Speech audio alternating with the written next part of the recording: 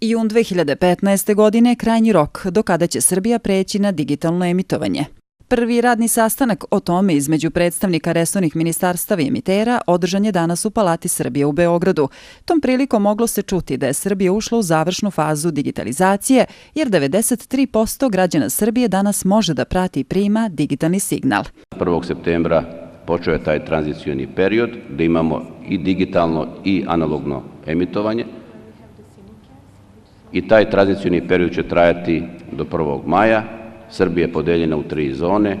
Digitalizacija se ne odnosi na one koji imaju digitalnu televiziju, one koji imaju satelitsku antenu, koji imaju IPTV. Ona se odnosi na one koji televizijski program prate preko sobnih i krovnih antena.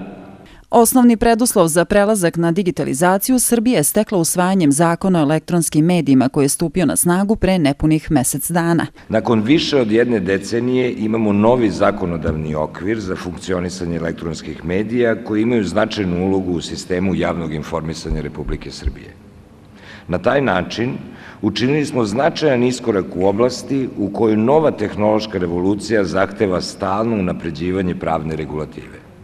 Današnjem sastanku su prisustvovali predstavnici Evropske unije i OEBS-a koji su dali punu podršku Srbiji na putu digitalizacije.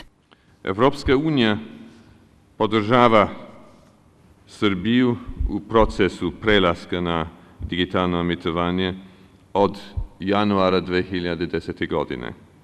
Kao što je gospodin potpredsjednik vlade rekao, podrška od više od 10 miliona evra obezbeđena je tokom prethodnih godina, od kojih 8 miliona za kupovinu neophodne opreme.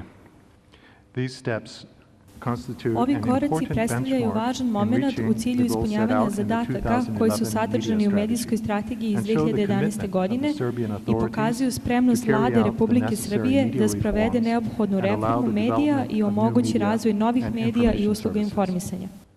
Misija OEBS je i dalje spremna da podrži nacrt neophodnih podzakona i procedura kako bi proces implementacije bio brži i lakši. Proces digitalizacije u Srbiji počeo je 2006. godine, a prva mreža za digitalno emitovanje postavljena je 2012. godine.